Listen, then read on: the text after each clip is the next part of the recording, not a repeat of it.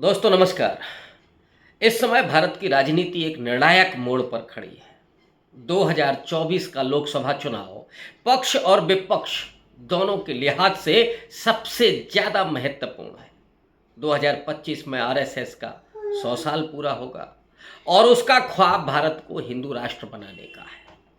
तो दूसरी तरफ जो विपक्ष है और सामाजिक न्याय की राजनीति करने वाले राजनीतिक दल, साथ ही साथ इस देश में राष्ट्रवाद और हिंदुत्व की राजनीति के उलट हाशिए के तबकों को मजबूती का ख्वाब देने वाले वे समुदाय और डॉक्टर अंबेडकर, नेहरू और गांधी के सपनों को साकार करने की राजनीतिक समझ रखने वाले वो लोग आज सीधे तौर पर भारत में हिंदुत्व की राजनीति के बरक्स खड़े हुए हैं और इसीलिए वो मुंतज़िर हैं, वो इंतज़ार कर रहे हैं कि विपक्ष कब एकजुट होकर के इस फासिस्ट सत्ता का मुकाबला करे और डट करके उसे चुनाव में चुनौती ही न दे बल्कि उसे शिकस्त दे।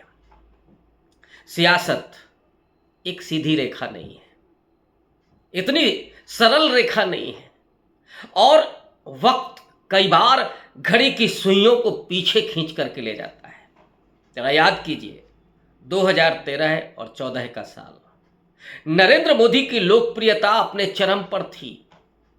एक सामान्य व्यक्ति से लेकर के, अगर उन्हीं की भाषा में कहूं तो एक चाय वाले से लेकर के और कारपोरेट जगत के तमाम लोग भी नरेंद्र मोदी को दिल्ली की गद्दी पर बैठाते हुए देखना चाहते थे।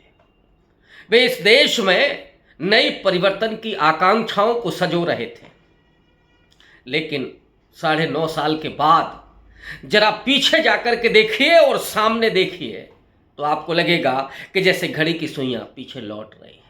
नरेंद्र मोदी की लोकप्रियता रसातल की तरफ जा रही है और एक भी जुमला, एक भी टोटका, एक भी नैरेटिव काम नहीं कर रहा है। हिमाचल हारे, कर्नाटक हारे और अब 5 राज्यों में जो चुनाव चल रहे हैं उसमें कोई भी राज्य निश्चित तौर पर यह नहीं माना जा रहा है कि वो बीजेपी के पाले में जा रहा है। छत्तीसगढ़, मध्य प्रदेश तो कांग्रेस के पाले में जाते हुए दिख रहा है। मिजोरम में बीजेपी की कोई संभावना है ही नहीं। तेलंगाना में उसने चुनाव छोड़ दिया ताकि वहां पर बीआरएस को जीत मिल जाए, यानी कांग्रेस को जो बढ़त मिलते हुए दिख रही थी उस बढ़त को कम किया जाए। ये एक अलग तरह की पृष्ठभूमि, एक अलग तरह की राजनीति, एक अलग तरह की स्ट्रेटजी। लेकिन राजस्थान एक ऐसा राज्य है जहां पर रवायत रही है कि हर 5वें साल सरकार को बदल देना। वहां पर एक उम्मीद भारतीय जनता पार्टी देख रही है, लेकिन राजनीति जो इस समय हो रही है वो 2024 को ध्यान में रख करके हो रही है और उसे एक लाइन में रेखांकित कर दिया है नीतीश कुमार ने। नीतीश कुमार ने पहले जातीय जनगणना के सवाल को मुखर किया, उन्हीं के पाले में जाकर के गेंद को फेंका और मोदी उस दाव में फंसे।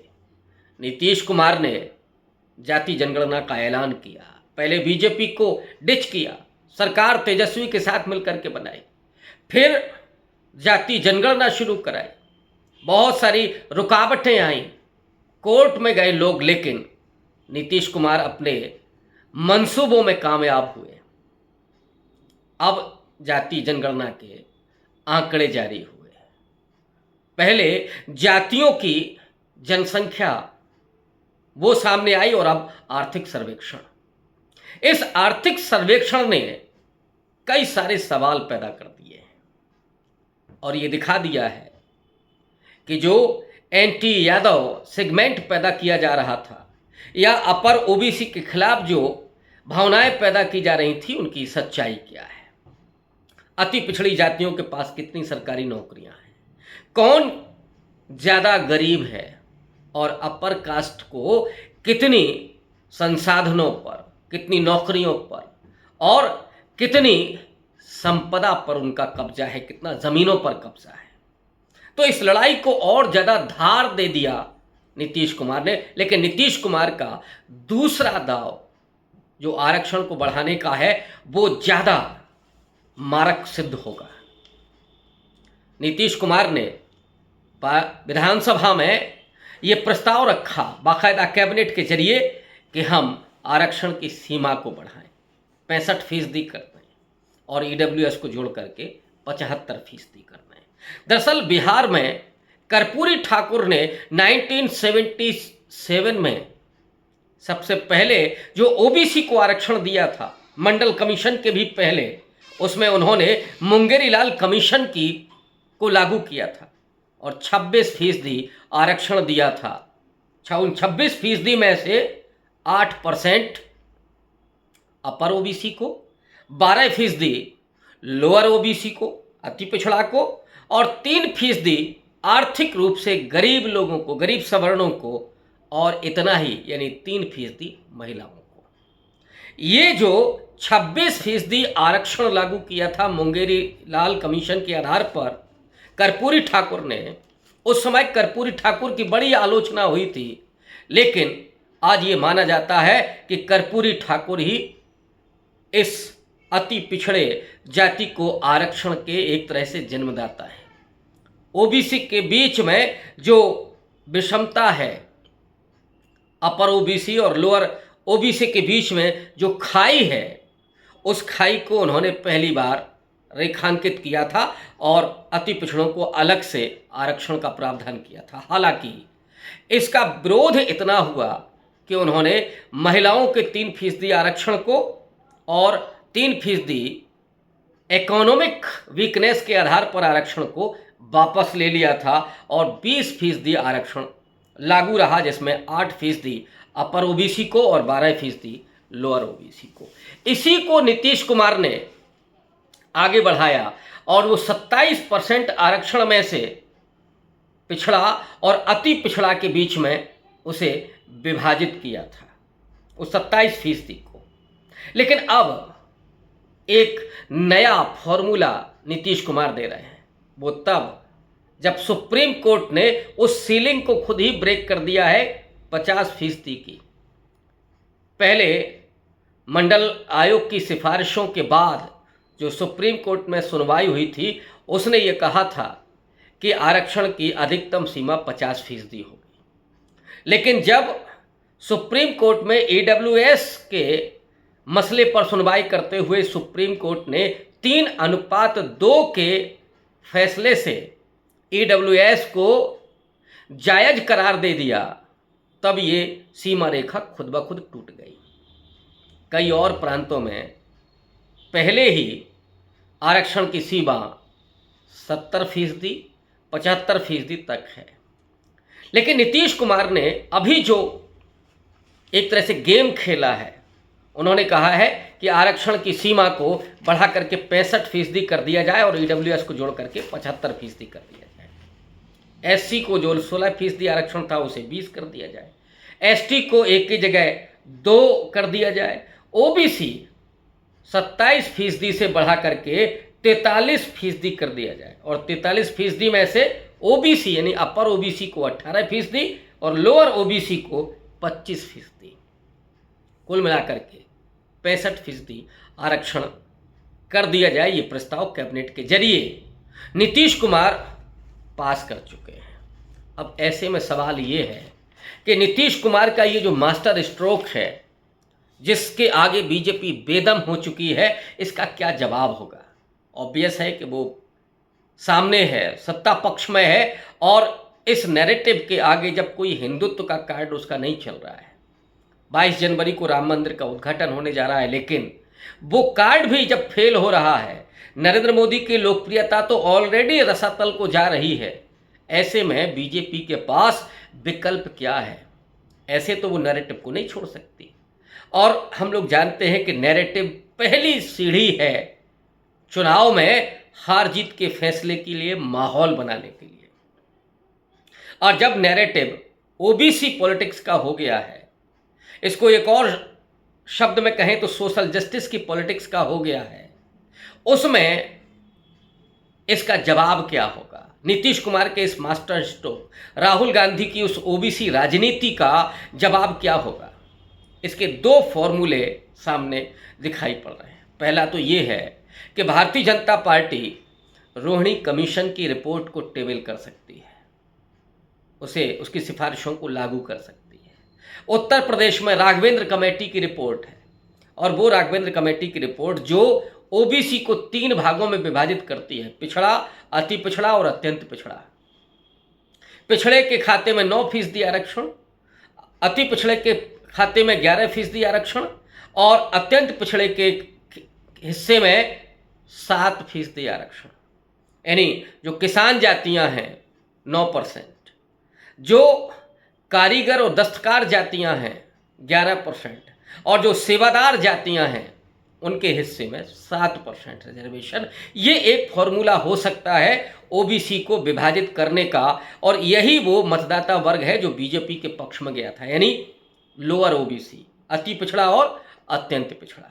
ये एक फॉर्मूला है जिस पर बीजेपी काम कर सकती है, फैसले ले सकती है। लेकिन एक और कारण की चर्चा हो रही है, वो ये है कि अमित शाह ने जब से यू टर्न लिया है, उन्होंने कहा कि हम जाति जनगणना के विरोधी नहीं हैं, तब से ही कुछ डाउट हो रहा है कि क्या बीजेपी की स्ट्रेटजी में कोई और तरीका आ गया है, कोई और उसके पास दांव है। क्या वो जातियों नहीं बल्कि उपजातियों की गणना कराने के लिए तैयार है, तत्पर है। जो जातीय जनगणना का नैरेटिव मजबूत हुआ है, और राहुल गांधी, नीतीश कुमार ने जब ये बार बार कहा है कि ओबीसी को मिला क्या है, ओबीसी का आपने नुकसान किया है, ओबीसी को ठगा है, ओबीसी के साथ विश्वासघात किया है, आप जातियों की गणना नहीं कराना चाहते, इस ब्लेम के साथ भारतीय जनता पार्टी, नरेंद्र मोदी चुनाव के मैदान में नहीं जा सकते। इसलिए अमित शाह के जरिए वो संकेत दिया गया है कि वो जातीय जनगणना कराने के विरोधी नहीं है। इसका क्या मैं ये मानूं कि वो पक्ष में है, और अगर वो पक्ष में हैं तो जाति जनगणना कराते हैं तो ये तो एक तरह से विपक्ष की जीत हो जाएगी। लेकिन बीजेपी क्या इसको आसानी से जाने देगी? अब एक कयास ये लगाया जा रहा है कि बीजेपी जब जाति जनगणना कराएगी तो उसके साथ उपजातियों की भी गणना कराएगी, यानी यादवों में भी वो बताएगी कि यादव भी उत्तर प्रदेश के संदर्भ में कहें तो 4 प्रकार के हैं। अगर कुर्मी की बात करें तो कुर्मी भी फिर 6 प्रकार के हो जाएंगे, कैथवार, सैंथवार, गंगवार, उसमें निरंजन, कटियार, चौधरी, पटेल, ये सब हो जाएंगे। उसी तरह से ब्राह्मणों में मिश्रा, दुबे, तिवारी, ये सब हो जाएंगे। ठाकुरों में चंदेल, चौहान, ये राजपूत, ये सब हो जाएंगे। तो ऐसे में जब ये जनगणना होगी, माने उपजातियों की भी गणना होगी, तो क्या इसका फायदा बीजेपी को सच में मिलेगा, या कहीं ऐसा तो नहीं है कि ये दांव भी उल्टा पड़ जाए? दरअसल क्रिकेट की भाषा में जिसे कहते हैं कि अक्सर जब खिलाड़ी आउट ऑफ फॉर्म होता है तो फिर वो गलतियां करता है, हर बॉल पर हिट करने की कोशिश करता है, तो कहीं वो कैच पकड़ा जाता है, तो कभी एलबीडब्ल्यू होता है और कभी तो क्लीन बोल्ड हो जाता है। नरेंद्र मोदी के हालात कुछ ऐसे ही है। हर स्टेप उनका, हर स्ट्रोक उनका डिफेंसिव तो वो कभी खेलते नहीं है, वो दरअसल हिट करना चाहते हैं, और ऐसे में उनके अब आउट होने के चांस ज़्यादा बन रहे हैं। इसलिए उपजातियों का विभाजन या उपजातियों की गणना भी उन्हें जिताने में कामयाब नहीं बना सकती। इससे जो जातियों के भीतर की चेतना है उसको कम नहीं किया जा सकता। एक सामाजिक चेतना है, दूसरी राजनीतिक चेतना है। तमाम जातियों के भीतर जो उपजातियां हैं और आपस में उनके वैवाहिक संबंध भी नहीं हैं, ये भी बात सही है, लेकिन वो सामाजिक चेतना अपनी जगह है। जब राजनीतिक चेतना की बात आती है तो वो चारों तरह के यादव एकजुट हो जाते हैं, या 5 और 6 प्रकार के वो कुर्मी नीतीश कुमार के साथ खड़े हो जाते हैं। फिर वो भूल जाते हैं कि वो गंगवार हैं, कि वो सैंथवार हैं, या निरंजन है कि पटेल है। तो ये जो राजनीतिक चेतना है वो भारी पड़ने वाली है उस सामाजिक चेतना पर, उस सामाजिक विभाजन पर, सामाजिक अंतर्विरोध पर, और इसलिए मैं मानता हूं कि उसका भी कोई फायदा नहीं होगा। आज के इस एपिसोड में इतना ही। अगर आपको वीडियो पसंद आया हो